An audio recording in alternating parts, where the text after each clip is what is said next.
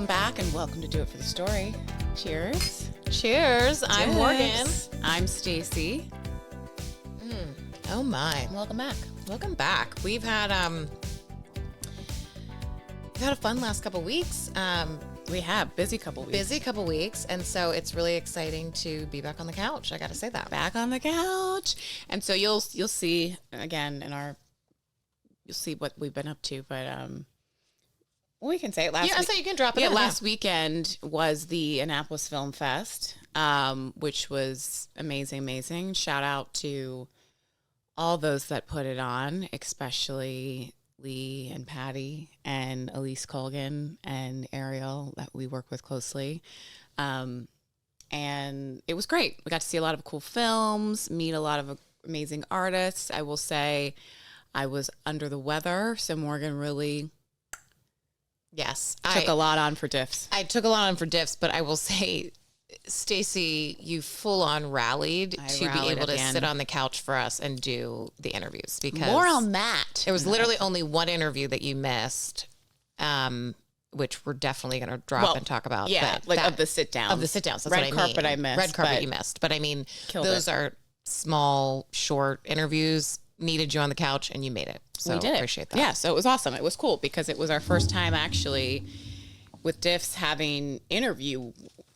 being the interviewers of other folks, and not also each other. being like a media surrounded. We were so welcomed, and it was E. Falco, Jennifer Esposito. Yeah, it was so cool, and it was so fun and so inspiring, and just was like, we're in the arts environment where we always knew we belonged. That's what I felt welcomed, like. and so we were saying welcome in. They were welcoming. They were welcoming us. We were welcoming them. Everyone felt very welcome. Yeah. So it's been it's spring in here in Annapolis, and so that has been giving me some energy this week. And I got to say, for those that haven't visited our small town, spring is our time to shine, and then it just continues. It starts really March. And it goes all the way through basically Thanksgiving. Yeah. We're still... because then we got boat show seasons. Yeah, because boat show then comes through. And then, there's always something going on, but the activities are popping. So, come and visit us. And maybe drop us a DM if you come into town. We would love to meet some listeners. We would love to meet some listeners, and we would love to, give you some recommendations, tell you how the locals do. Who knows? If you're even chill enough and we're really loving the vibe, which I feel like any listener I'd be like, I'll invite you on the boat. Well, I'll give you a time. Wow, get out on the J30, get the sails up. Yeah, welcome in. Maybe we could even do a little putzing around and borrow we'll have to talk the whaler. We'll have to talk about that in another episode. The sailing experience and when my life was saved. We'll talk about that. Well, when Morgan's life was saved on a sailboat. Shout out to Vinny, Mitch Buchanan, but also just my experience too of using the lingo and people thinking I'm in the sailing community. So I love that though. You're good about using the lingo that it sounds like you. When you're running bow, you have to be confident. Yeah. Anyway, bang them hard. Well, yeah. Should we dive into today's topic, today's story? I think we should dive in. I think today's topic, we had a lot of amazing feedback from episode number 1, which was, the inaugural episode. So we're getting a lot of support, but it also talked about, just our lives and the perspective of being biracial Black women and kind of just giving people a little bit of insight into what our life was like growing up. Yeah. And still is, yeah. And so there was a lot of feedback from that. There was some people asking, like, we want more, we want to learn more about this, but also rather than it just being let's tell you about, again, we can focus on things we went through that can also help you if you are navigating this, if you've been in it before, if you're a parent, you don't know who your kid's going to date and end up be with. And that is the topic of interracial dating. Fun fact, we have not been in relationships that are not every relationship Morgan and I have been in is an interracial relationship. It can't not be when you're a biracial person, unless I'm dating another biracial black man or dating another a biracial black man who happens to have a white mom and a black dad, or, you know, black parent, white parent. Right. Otherwise, It's interracial dating. you always outside. Yep. Never sure what they're thinking on the other side. Right. Yeah. So when today we were thinking of, well, what topics do we go through? And for reasons that we don't need to get into, we had been thinking about our relationships from back home and, kind of where our dating journey began. And so then we were like, oh, maybe we should talk about interracial dating today. And for us, and this is Morgan speaking right now because we've gotten that feedback. But for us, loud and clear, folks, we sound alike. I'm just kidding. I'm just kidding. We love that. But for us, our interracial dating did start, back home in Emmitsburg. And again, from the inaugural episode, you have learned and heard about the Emmitsburg, Thurmont area, and how the experiences that we had that were at times very difficult from a race perspective. Mm-hmm. But interestingly enough, our dating starting there, the boyfriends that we had from back home and their families were very accepting. Yeah. And to the point where I think I was unaware of what was to come. I was thinking the same thing. I was definitely naive.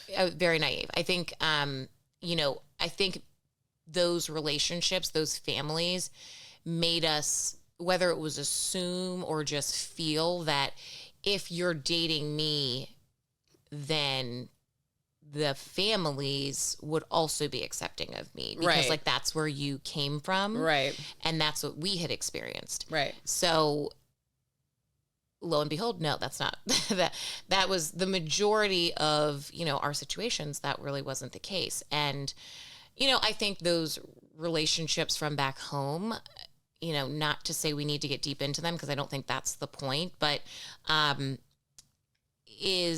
they were very, for my relationship, again, this is Morgan speaking, the family that, and both families, like the mother's family, the father's family, were very connected to their religions and very just like love thy neighbor types of folks and very committed to that. Right. And so for me, I think, looking back, I think that was something that really drove for them.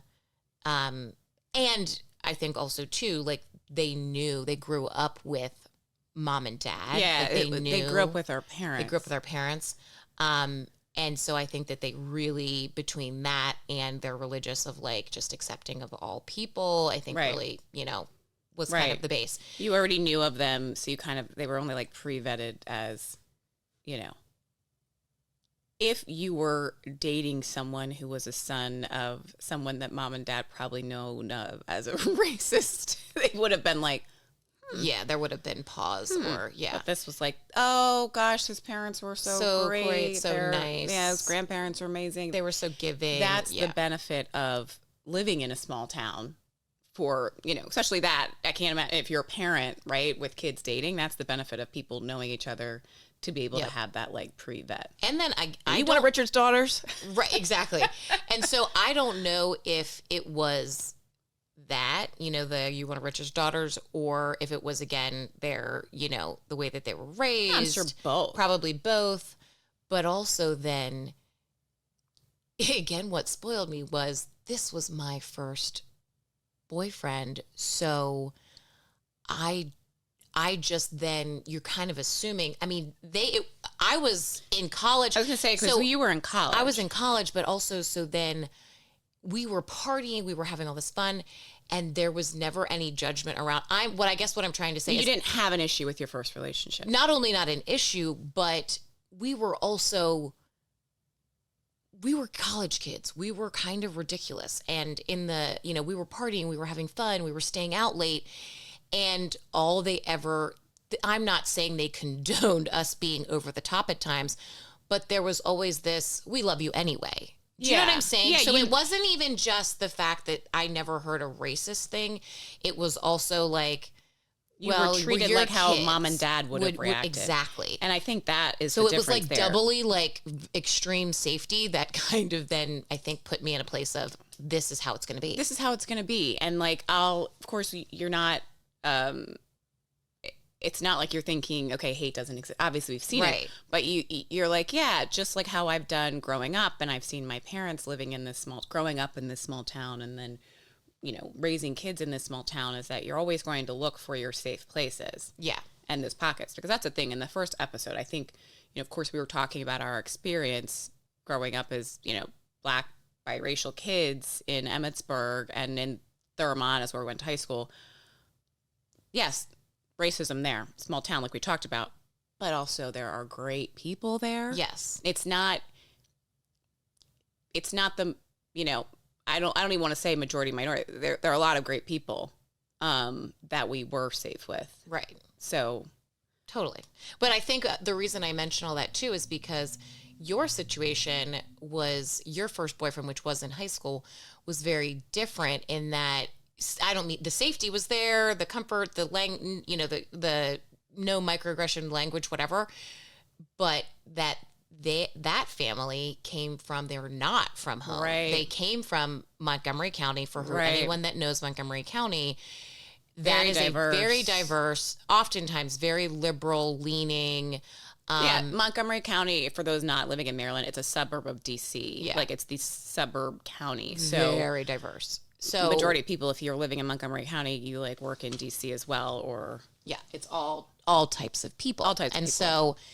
So yes, your first boyfriend, Stacey's, his family came from that other location. They came from Montgomery County, the idea that like we're all accepted. They were very liberal. Like, you learned, and I'm sure then I learned too, from their family about certain politics. Like they knew Obama before we did. That was a thing. So I will say my high school boyfriend's mom was, she was a single mom, who, like Morgan said, grew up in Montgomery County, Rockville too. So Rockville being more so than, suburb of DC, like I said.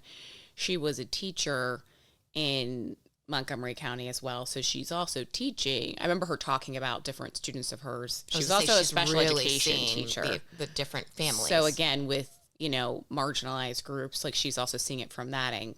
Right. She's seeing the different communities closely. Different communities. And so, but she went, she grew up in Rockville. So she grew up with more diversity than I was exposed. She was probably exposed to different cultures that I wasn't, for sure. Absolutely. But her mother, so my high school boyfriend's grandmother, they were very close, very like generational raising family. She was reminded me of our grandma Muir, our mom's mom, in that she was an outspoken, white woman grandmother that was very liberal. She was very much, literally I did learn about, and I graduated high school in 2005. I learned about Obama from them before he even had a presidential bid. Mm-hmm.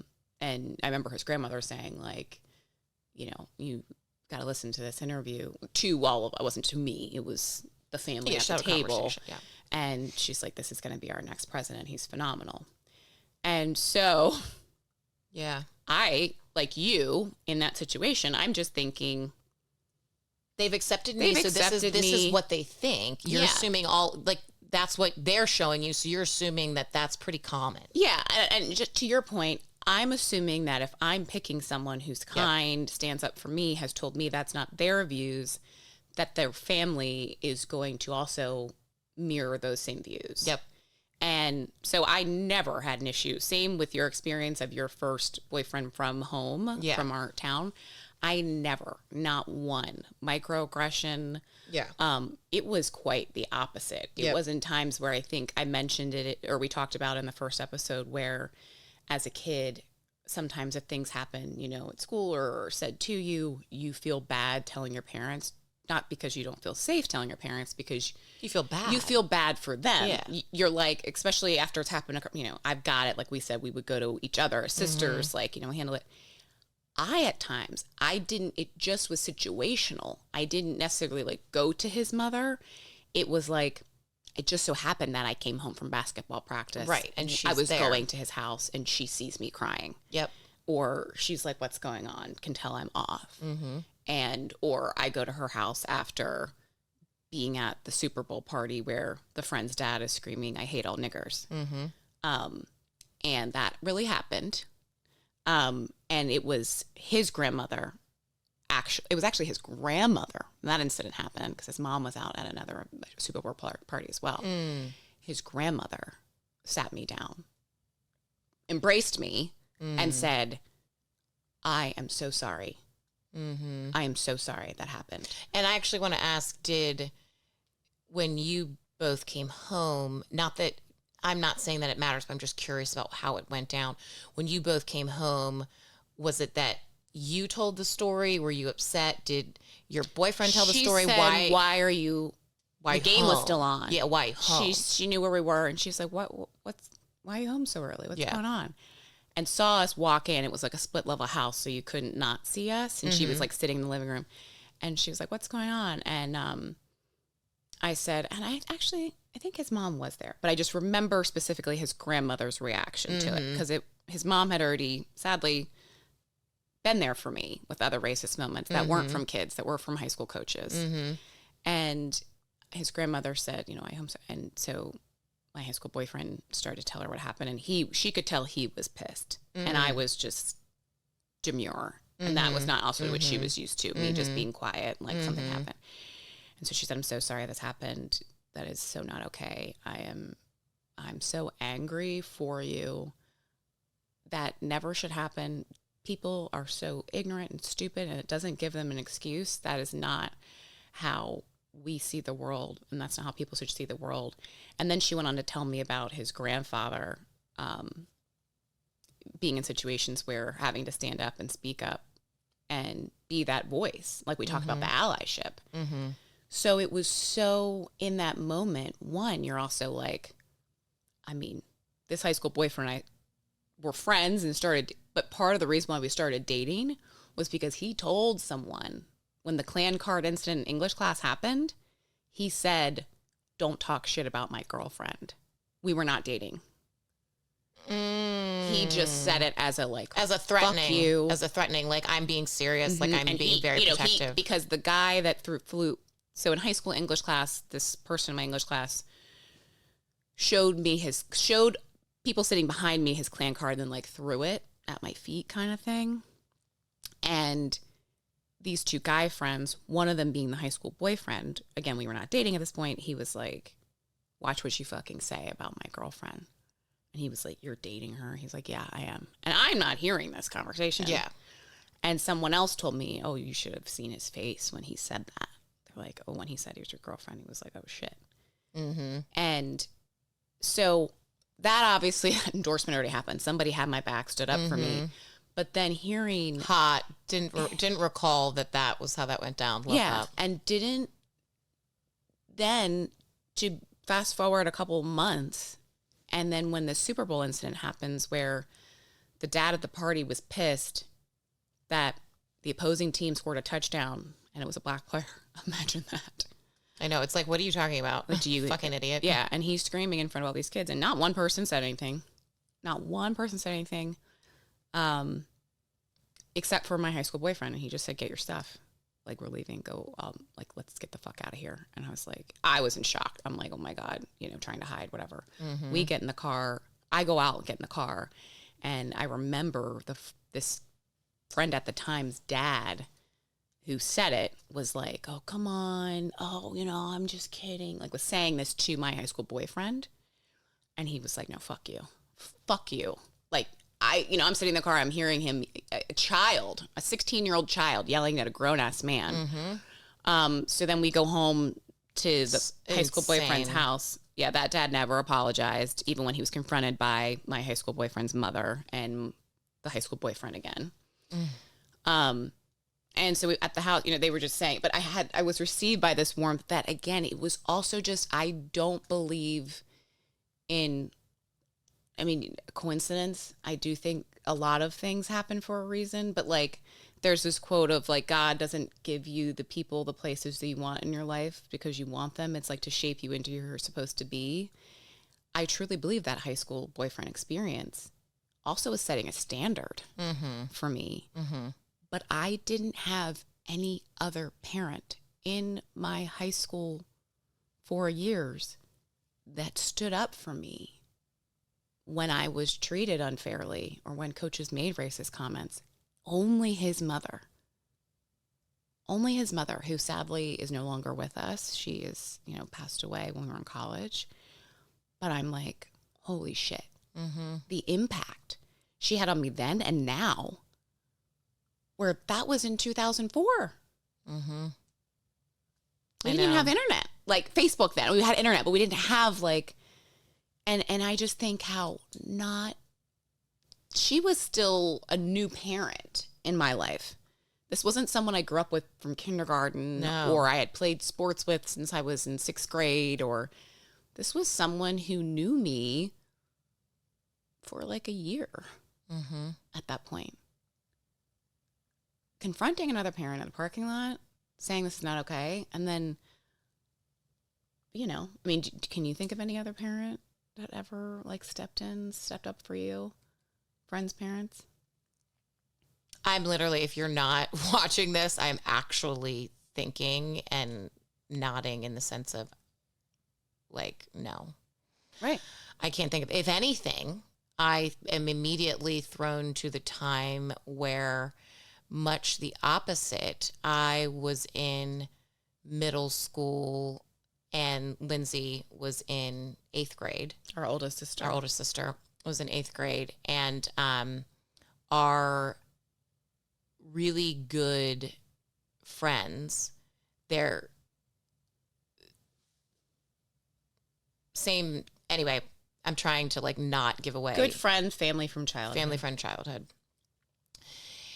And at the end of Lindsay's, like it was literally like the last couple days of 8th grade,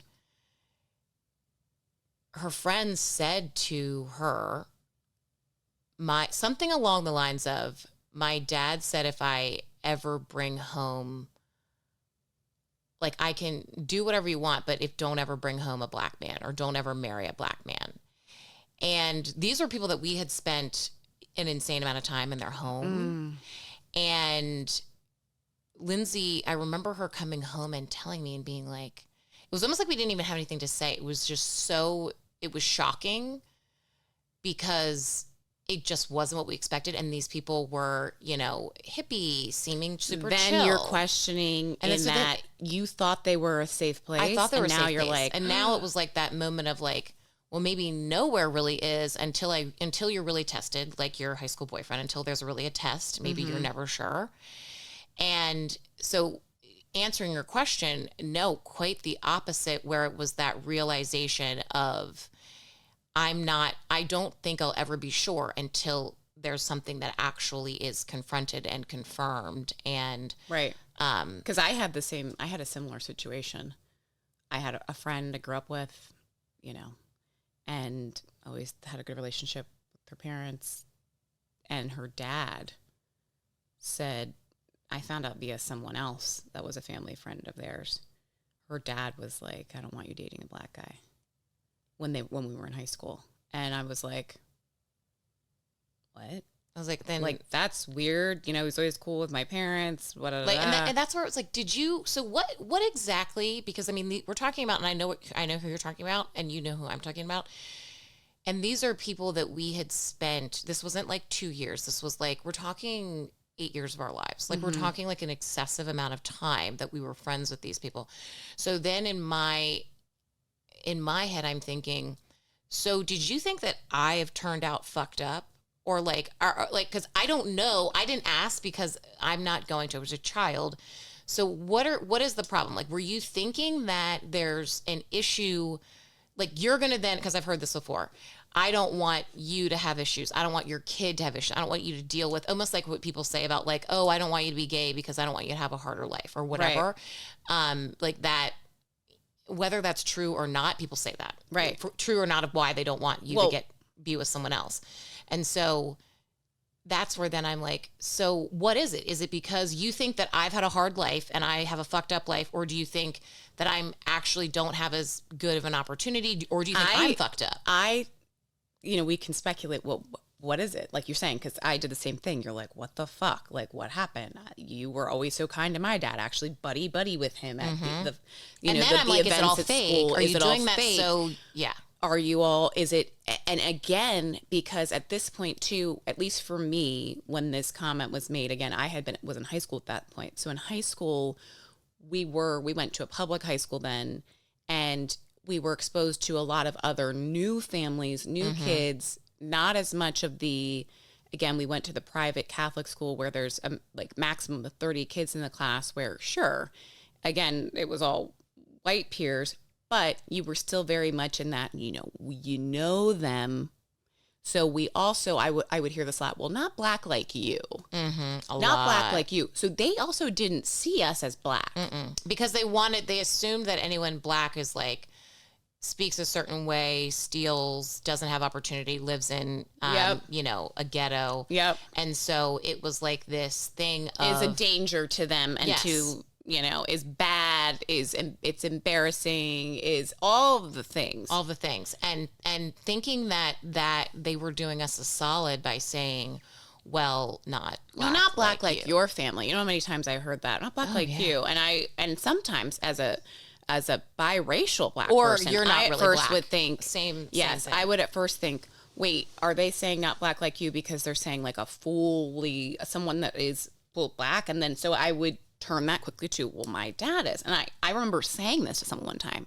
I said, what do you mean black like my dad? Like trying to give it. And they're like, no, not like your family. Even further clarifying, because these again are people that. Yeah, like your family's not this dirty. Person I remember having this conversation with, I was like, there's no way in hell you have there's another black person that you've probably ever had a conversation with at this level. And so again, but that's a whole other, we need to put that on a whole other topic of like, not seeing us, but also not having conversations because people look different than you. Yep. Like being unwilling to get to know someone. And their story. And to close that out, I think that is a perfect point that like, that's a whole other topic about, your bias, your prejudice, your stereotypes, like closing you off from exposure to something else, closing something you new, off and passing new relationships it down. and passing it down, all of those things. But, and it's so interesting too, because, people would look at our family and we constantly got oh, your parents are so amazing. What does your dad do for a living? Is he a doctor? Because they're like, he's so smart, blah, blah, blah. And then even with our grandparents always being around, like, oh, I'm so jealous. Like you guys have such great grandparents and you have and just so interesting that then, whether it be a kid or a parent, to then say, still, I don't want that for you. And it's like, we had safer, warmer homes than so many people around us. And it was because of your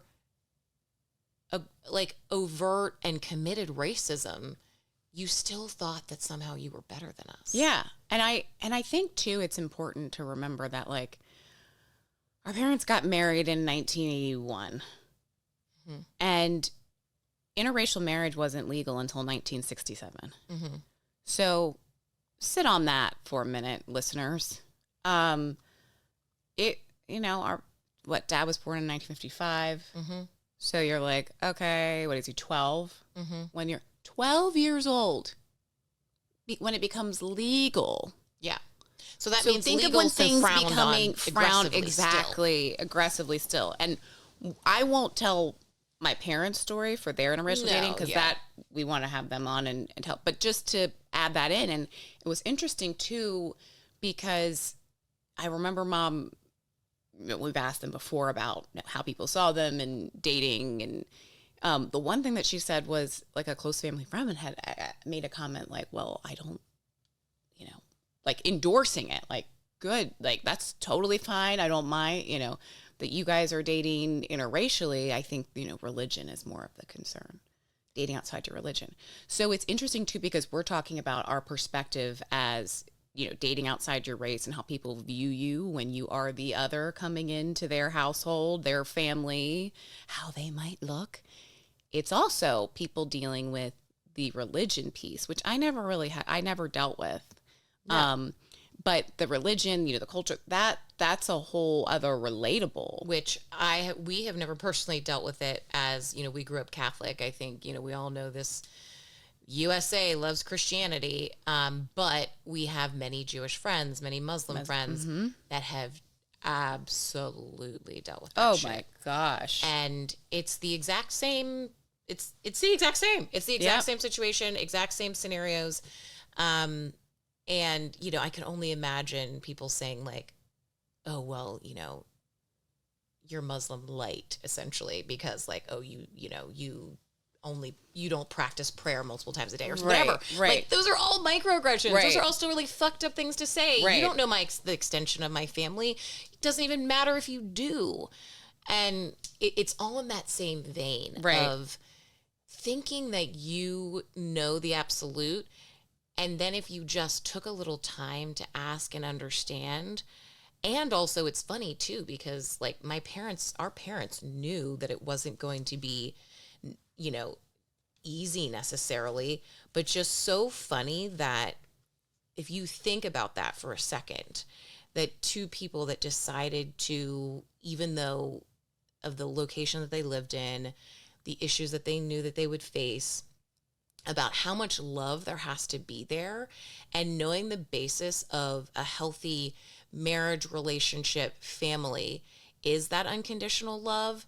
So interesting to still think and not have a real understanding, I think, of just love and compassion and what a marriage takes, to still think that that's still not good enough. Well, it's interesting too, you say that. Yeah, that's such a good point. And it's also like exactly how much love there has to be there that you're willing to be like risk it all, uncomfortable scenarios, uncomfortable scenarios, having to be the person that, you have to be willing to stand up, or you have to be advocating. And it's interesting because just even recently I've seen on social media people, I don't even know if it's one of those trends, but talking about, or not necessarily a trend. I've seen multiple posts about, specifically with men, when they're with their partners, or I'm sorry, when they're hang out with friends, when their partner's not there, or just making comments like, oh, the old ball and chain, or I need to get away from the kids. That episode. Yeah. And but I've seen so many memes about it, not memes, reels about it, where like little videos of, what about, or I know what it is. The trendy reel is people posting like when you're out with your friends and they're all complaining about their wives or their husbands, and you're over here like, I'm not saying anything because my husband or my wife is so great, I don't relate. And I was thinking about that because we grew up also in a household where like, those little lessons that your parents will say to you, whether it's just manners, like Mom always say your please and thank yous, and Dad, you never know who somebody might be related to. Blood runs thicker than water. Yeah, was always the country, small town, like don't talk about anybody because, it'll come back to bite you in the ass. And, but also they would also always say like, you don't talk, I remember Mom and Dad both saying it, like, Dad and I we don't talk about each other like that. When you hear people, and at times it would be because they had been out at something and then they're coming home. Always a random date night or like a reunion night or something. They're like, oh my God, it's just the old ball and chain. Mom, you don't put your partner down. Yeah. You don't do it in front of your kids. You don't do it in front of strangers. You don't do it in front of your best friend.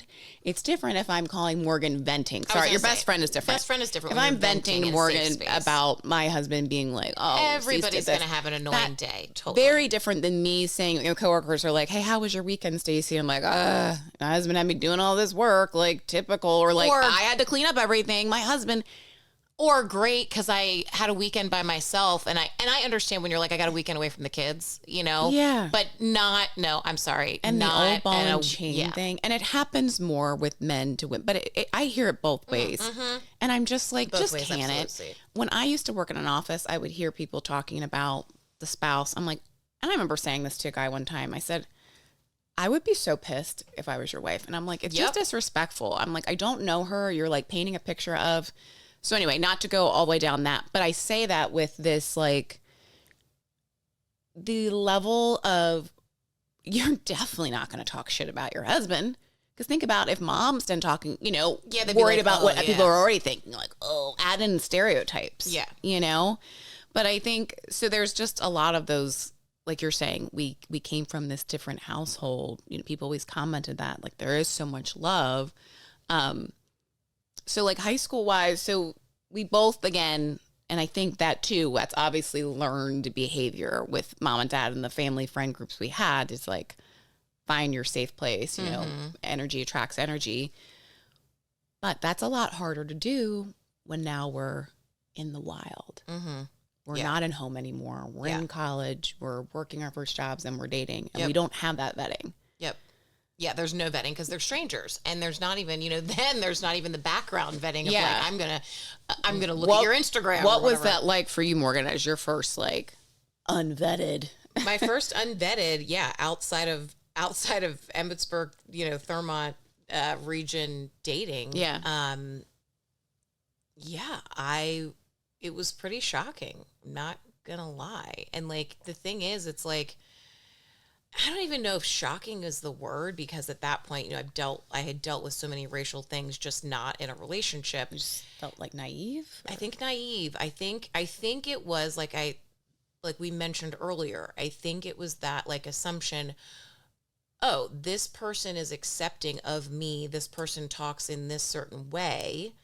So they are an offshoot of their parents and they're close to their parents must be the same. Right. And it was not the case, I mean, this is college. And I start dating someone and, then I don't even remember when the story came up. I'm sure it was around when I was going to meet the parents, Oh, the prep. It was the prep of, and again, this person I was dating was still kind of in shock that his mother viewed the world this way. And so what had happened was this guy, and this is Morgan speaking, this guy, his mom was a teacher and was a very... seemingly liberal leaning, always worked in the public school system, worked in these, metropolitan areas, diversity, and was always very supportive of, yada, yada. They seemingly weren't racist No red flags. No red flags. And then his mom got jumped. And I should say, whether I don't recall, I'm not going to recall perfectly the story, but as a teacher was either tried to break up a fight or was next to a fight saying, don't do this, da, da, da. And the kids then ended up beating her up at the same moment. And it was Black students. And because she had worked, and again, this very diverse, I'm thinking of it, the way that he talked about it, I'm thinking of working in Frederick, how I would, Okay. In that the population was very diverse. And so she gets jumped by Black kids. It completely then overnight changes her viewpoint, never left the school system, never was going to change her. Like, I'm sure it was one of those scenarios, like, I understand these kids were in a difficult situation. And so they But then for her with dating, I don't know if maybe she had always thought this way, but then at that point it was like a line drawn in the sand, and she started saying to him, you should not date outside of your race. And he was Italian and he was white. And so that for him was already traumatic. Distinctly remember multiple times him telling me, it's very hard for me to process growing up in a house like this. And then now she's saying this thing. So just for clarity, because I honestly didn't know this story.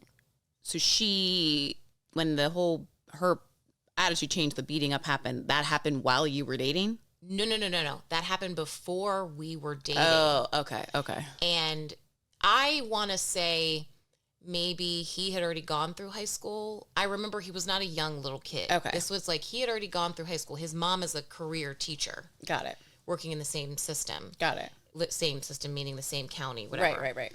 And so then whether he was at the end of high school, college, I think he was like actually in college when she got jumped.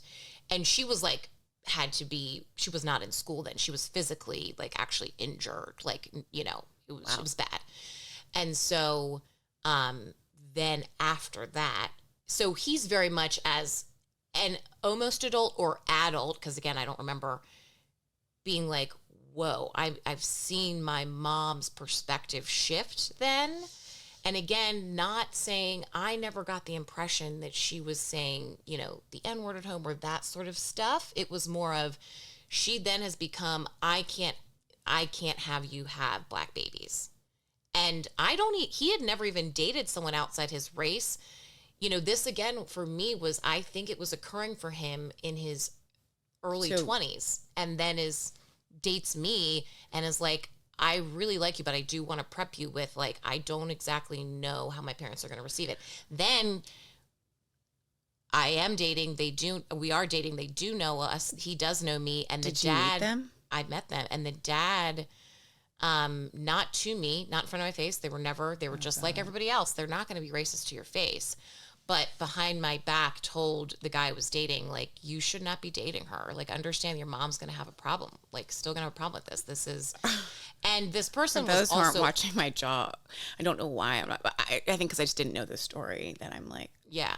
And, you know, so then we're also then in an area because I'm, you know, dating this person was near where they are from, the area where I went to school, which was Pittsburgh.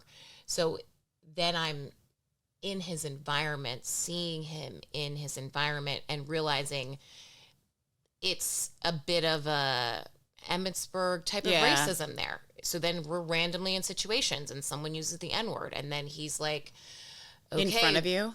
Yeah, in front of me, not knowing who I am. And then, you know, us having to leave and talk about it. And, you know, and again, it was weird too, because I'm dealing with this guy, again, thinking I almost truthfully, the way he would talk about her was almost how your first boyfriend, being from, again, almost like a diverse area, like Montgomery County, just being continually talking then to me of like, I just still can't believe this is now happening to my family, where I thought that we were so liberal and now this is like an overt racism. Mm-hmm. And so then I'm then in the loop of kind of consoling him, and right. And then you're like, it was so weird. It was so and then too much. Then you're like, that's when your voluntold D&I career starts. Right, exactly. Because I'm also like, you know, then he's feeling like, I'm dating this person. I'm in a safe place. Let me help you. Let me, yeah. Right. And, but, so it's interesting you say, because that's why I was getting clarity on when did the shift for his mom happen? Because part of me is thinking, well, I don't know what I would do if I don't know what I would do if I was in a situation of, I'm a white person, I have, you know, white parents that then do that in terms of how do I, because I'm thinking, you know, you go after love. Do you deal with it? But and how do you deal with it? Too, which makes it, I think, even harder. You're talking about your whole family. Right. Because I thought about this too, because when I was, I went on it was a first date and one date only. When I was in my single times, and this was in my 30s. So this is, were we still in, this was when, He Who Shall Not Be Named was in office. But I go on this date from dude I met on Tinder. And we're on the date and we're talking conversation. And for whatever reason, you know, we're probably at the, you know, family, siblings. He says very casually, yeah, my mom's probably the most racist person you'll ever meet. And I'm like, what? Come again? And again, we're in the presidency era of he who shall not be named, because there is a drastic difference. There was a drastic difference for, again, speaking from my Morgan, this is Stacey talking, there was a drastic difference for me for when people then could start to say whatever the hell they wanted. Yeah. Those who don't believe it, I don't need to go down this political path, but again, if you're a white person, you don't have any business telling me. For me, I saw safety become more of an issue. People saying what they want to say. People feeling they could have a megaphone 100%. Because we had a white supremacist for a president. Right. But anyway, so this was during that time. So I say that because when you're dating, I'm going to get real clear that I don't need to fall in love with somebody. Like, I'm literally first date. I have no idea about this guy. So I don't even want my feelings to go down this path. If you are telling me you have racist family, I'm like, no. And on the first date. On the first date, I'm like, if you're telling, I'm like, one, that to me, like you mentioned, then you feel like you have to console him. I'm like, are you using me? One, so many thoughts went through my head. Yeah. Am I a pawn in some weird family dynamic? You trying to be like, haha, look at this, like a dig to mom. Mm-hmm. Am I trying to be a teaching moment for you? Am I some checkbox for you so you don't feel guilty? Because I said to him, well, so I'm like, let me take this in for a second. I said, do you not have a relationship with your mom? And he goes, oh, no, I mean, I do. So I said, did you think that he realized that you were black? He knew. Okay. He knew, because that's what, something. And I go, I was like, is he one of those that's like, are you Italian? And he knew, because I said, you do know I'm black, right? And I'm pretty sure race, I don't know if it was on my profile. Like, you can check it off. He but confirmed. Like, yeah. And I said, I took it in, did the listen, waiting. And I said, just took a sip of my drink. And I said, just curious. I mean, so do you have a relationship with your mom? He confirmed that he did. And I said, so, I'm black, right? Like, and I said again, my mom is white, my dad is black, I'm a black person. He goes, oh yeah. And I said, so knowing that, like, there's like a wedding coming up and your parents are both invited, it's a family wedding, would you bring me as a date? And he was like, yeah, I mean, I'm fucking. I said, so do you think that's something that I would want to deal with? Do you think Yeah, because it's like on the first date, I will say that's the difference between. I'm like, one psycho. I mean, he was fucking crazy. Yeah, but like, but first date is like, I mean, I will at least say, the boyfriend that ex-boyfriend that I was talking about was like, that was saved until like, basically I had to meet the parents. Yeah, until it's something to even worry about going down that path. Saying it out, right? I was literally like, dude, are you just trying? Yeah, that makes trying me to be think a you're lesson? Trying to like, yeah, and I'm you triggered. And he's like, I'm triggered because I'm you. like, like to your point, I've had the experience of the relationship where it was very, safe, and the family was safe in that it was safe. They were pissed. They were pissed with me, and they were pissed for me when things happened. Where race was involved. And then you date other people where you feel very loved and received by them, but you feel like, oh, they don't see me as a black person. They see me as a light-skinned woman with curly hair who is not black like them. Right. And not just for the appearance, for how I am acting or how I am, my personality. They are still thinking black means XYZ. Think of any stereotype. She shouldn't speak like that. Black is criminal, not black is Oprah Winfrey, is Obama, is George Washington Carver, is they are, again, doing the boxes and clearly haven't had either gone out of their way to or don't have close relationships with black people, where then the microaggressions happen and you're like, do I handle this? Because you're like, I want to be accepted. I love this person. And you're like, I don't want to be the teacher. Yeah. And I don't want to be the person, like we talked about, when you mentioned the anti-racism, I don't have to be in the, Stacey Morgan, a black person, a marginalized person, doesn't have to be in the room. I'm like, well, that is definitely not happening because I'm in the room. I'm in the room. And that's the thing. You were literally taking the words out of my mouth, because that's the thing where you're in the room and they're saying those things. It's like, the guy, like even him on that first date, which obviously that, whatever, crazy, but still, first date, saying that right in front of your face on the first date, then you're like, damn, how bad is it? And then what are you going to say with me? Right. Like, I just, the That's whole, why I asked him, in front of me, behind my back. have a relationship with her, because I was trying to gauge. I wanted to start with the most extreme. Not that I was being like, I was hoping, whatever. I was curious because I wanted to hear him say, no, but, she's my mom, so that's really hard. But it's a battle I'm always fighting. Well, and it is that thing. It wasn't even, I was curious. At that point, that was a date that I knew wasn't going anywhere. And it's when you're like, like a train wreck, you can't stop watching it. Right. It was just, I was doing it for the story. The date was for the story because I was like, I can't believe this is happening. And then the guy asked me to like pay the bill. And I was like, oh my God. I'm okay. I said, no, thanks. No, I mean, just all these things are kind of flooding to my head, through my head, because and I almost feel like I blacked this out. I feel like I met that dad of the boyfriend I was talking about, where the mom got, was beaten in high school.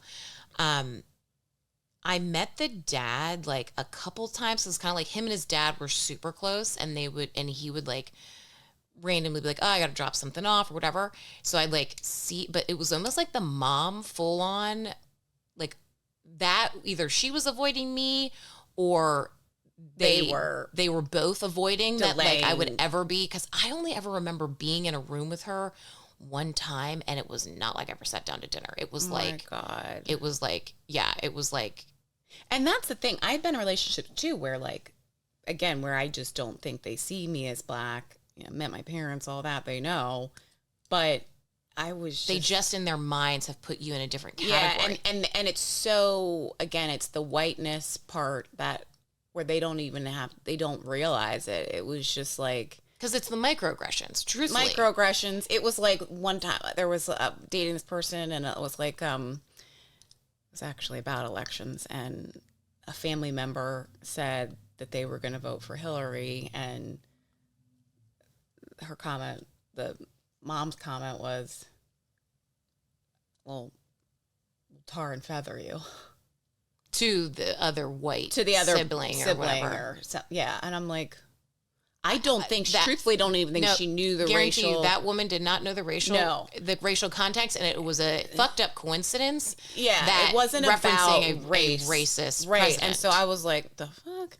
But there were other moments, and then dating this one person in particular that, like it was at a family Christmas party, and there was I don't know, they were doing like a gift exchange, and there was like literally like a dirt devil, like a mini handheld vacuum, you can use in your car or something, and it was black.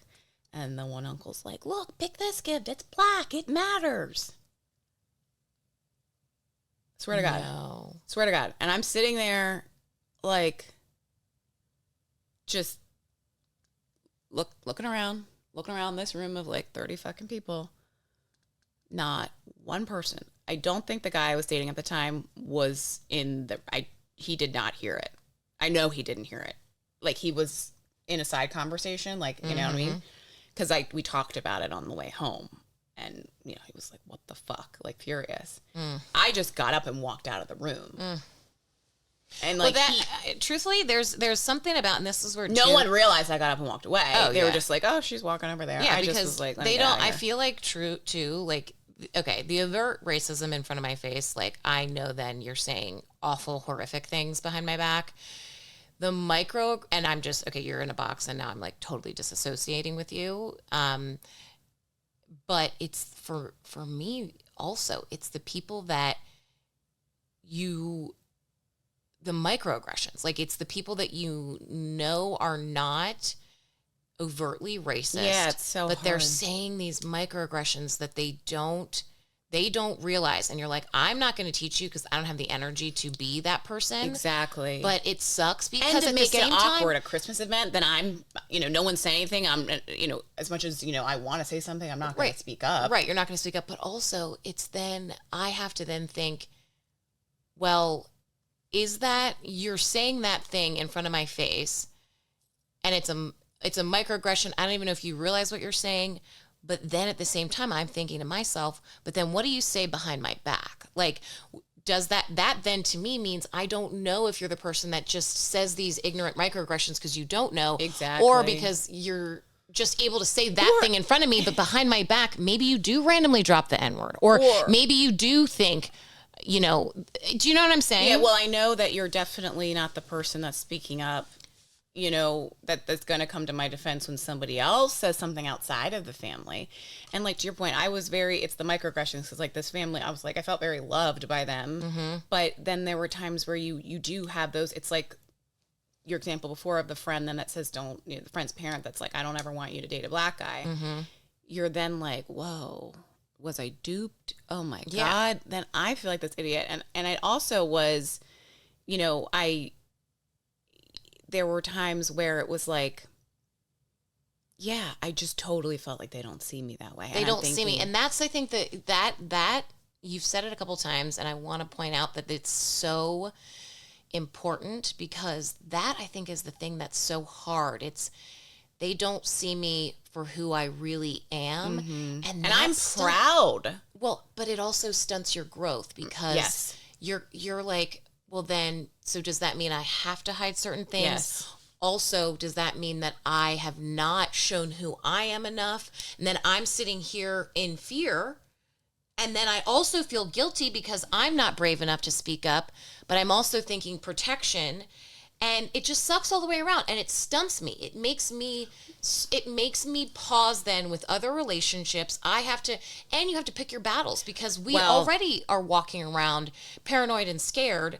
And then I'm thinking, well, which thing do I then have to pick out and stick up for? Yes. It just sucks. What's our heightened?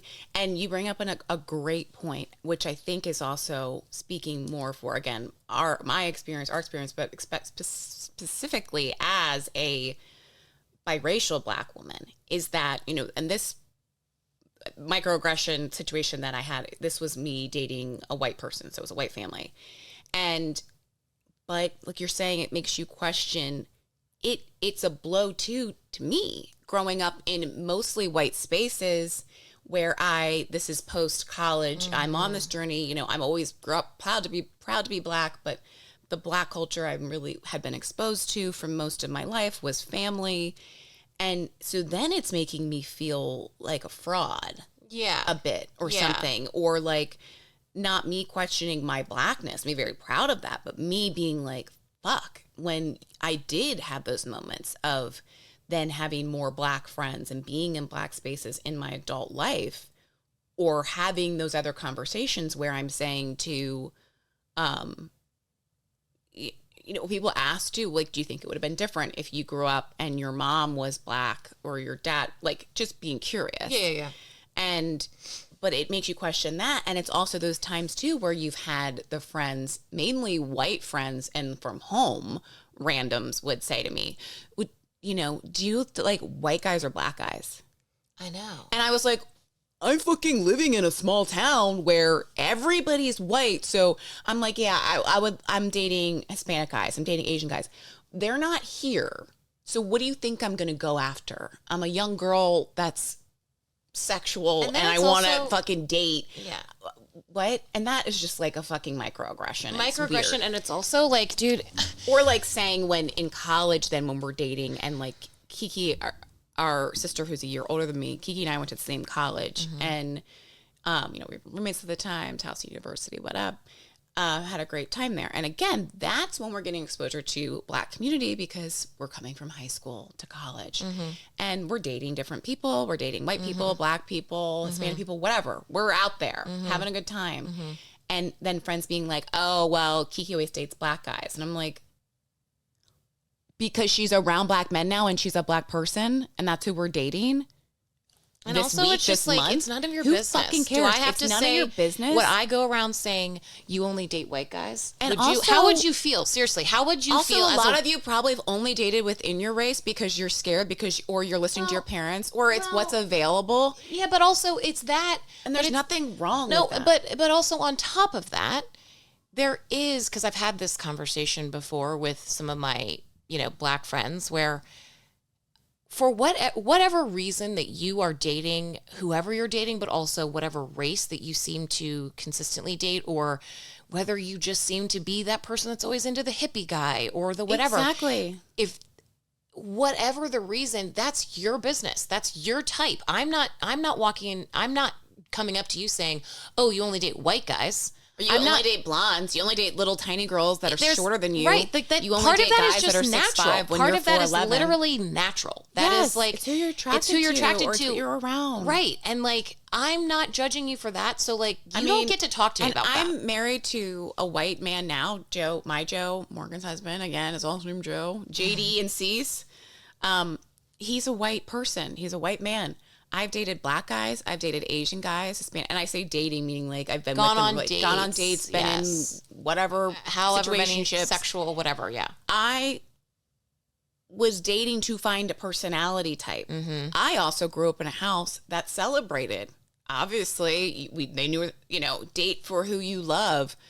So I do think it's also really sad because I'm sure I can't imagine being like, oh, I really like this guy, but like taking them home, because I'm sure there are people too that were like, did that thing. Let me save this person from this embarrassing situation, this potentially triggering situation of bringing them home to my parents. Like, there's got to be tons of relationships. And I will say too, like, I don't know about you, but I think, I don't know, I feel like it's a good place to even wrap it up, because I'm thinking to myself, I'm just not maybe it's the headspace I'm in right now. Maybe it's just like what I want to share with the world.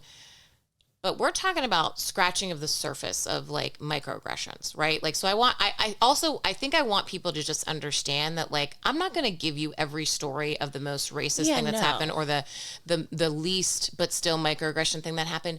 Just understand that it's constant for us. Like, it happens all the time. Yeah. And I think my takeaway is, I don't need to tell you all of my stories for various reasons of my own trauma, my decision of what I want to share.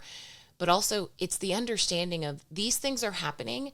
And I'm not saying you're a horrific person if you've participated in some of these comments. I'm saying learn. Learn and be aware. You take the time to then educate yourself further and think of the things that you say and what you're experiencing, because I'm not going to do a series on microaggressions. I'm not going to teach you what it's like to hear all these 200 things. Yeah. I want you to just start thinking through and maybe paying a little bit more attention to the things that are said around you and how it make you feel, whether it was about a black person or a disabled person or a Jewish person or a Muslim person, like whatever the case may be. Yeah, or a woman, like that's I think the underlying thing for me, because I also don't want people to walk away from this thinking these are the couple things that happened. No, there's like thousands of things that have happened. And this, I didn't get into the most intense. No, and I'm not going to. I'm not going to, because I don't need to, and maybe there will be a time that we do, but yeah. I will say this too. So that of the microaggression, but also again the having conversations. It's like, people like to say, the uncomfortable. It's not even about having the uncomfortable. Have conversations with people who don't look like you, maybe don't believe. Like, just be willing to get to know people who are different, and do walk down the street and make eye contact with everybody, and do not cross the street when you see a black man, and do not, also don't need to say to people. It's just like the same thing. If someone, I don't care what race you might be, if someone walks in a room and they're 6'5", you don't need to go, did you play basketball? Yep. You don't need to say shit like that. You just can, and also understand this is something that, even on the note of like the parents that said, I don't want you dating someone that's black or outside your race or whatever. There was this blog post I read, years ago, and I honestly, I wish I remember where it was or who wrote it. I don't remember. I just remember they use this analogy of like, you walk into a forest and you see maple trees, you see dogwoods, you see pine trees. You don't walk into that forest and be like, why are you a maple tree? Why are you a pine tree? Like, they're all trees, just like we're all humans. Just like butt out, stay in your fucking lane, let people live. And like, honestly, if you're those who are have kids that are, you know, getting that age of dating, curiosity, let them fucking live. Yeah, because The like kid's it's not all doing under the same, drugs and they're like being safe. Like, and it's under the same realm too of exactly your kids, who they might date, but also what they hear you saying. Because I mean, I'm thinking, oh my gosh, with same sex, you know, or any kind of LGBTQ plus relationship, I can only imagine the constant microaggressions. And I think of that, I'm like, it's all in the same vein. And I'll give you this. Think of it this way. With us, they're saying these things in front of our faces and these microaggressions, you know, when they know what we are because they can see it. They can see the hair, they can see the lips, the skin, and all the things.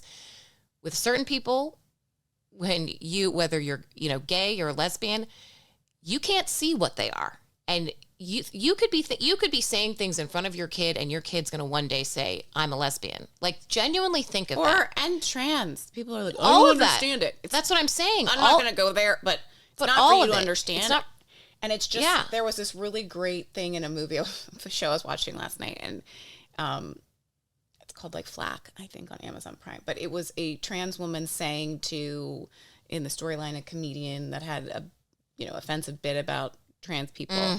And which I'm so over. Yeah. And again, this was fictional. This comedian says something like, well, you know, I met them as you know, I knew them always as a man, and then saying about the pronouns. And so she says, you're a wife. What was her name when you met her? And so I'll just pretend it's me, you know, Stacey Williams. And what do you call her? What's her name now? Stacey Cease. How fucking offensive. How hard that is for you. How hard that is for you. Exactly. To call her something different than what you originally knew her as. Right. You know, and that, again, a whole other thing, but it's just like, stay in your lane. Stay in your lane. Watch what you say. Speak up at all times, but especially when people aren't in the room. And do keep having conversations. And I'll also say this, and I'll take this from the I've Had It podcast, where they said, if you are not pissed going into this election year, and if you are not voting for the marginalized, for everyone to have the same rights, you are doing your country, yourself, future generations a disservice. Yep. We gonna go there always. Yeah. And I think the final thing that I'll say, and maybe this is the perfect place with our theme of just even how we start our podcast, but it's welcome in, welcome in. If you literally start your day, your feet hit the ground with the thought of, how much love can I put out into the world today? How welcome can I make those around me feel? Think about the power of what that does for your kids, for the people around you. When people feel accepted, they have the ability to take their thoughts, their potential to the next level. Like, think about that. If your kid feels so accepted, then they're like feeling vulnerable enough to be like, I'm this kind of artist and I'm going to make this, or I love this type of like play. Or if people are accepted, they are going to be able to rise to new heights. And that's what I think, like, and help others, right? Like, life goes quick. Leave the best impact you have. Do the greatest good for the greatest number. Yeah. And just, I don't know. Yeah. It's like the Girl Scout law, leave a place better, you know, than you found it. Yeah. Like, it's the leave same. every situation, every interaction, you know, better than it started. Yeah. And you know, if you've ever had a moment where you have felt hurt or judged and or less than, and that could be because of someone said something about your weight. Someone said something about, you know, oh, you're balding. Yeah. You're a man that's balding. Exactly. You're poor. You live in a certain type of home, whatever the case may be. And this is what I'm finding more and more, the older that I get. There's not one person, there's not one group of people that hasn't ever felt those things. Yep. It's just for varying reasons.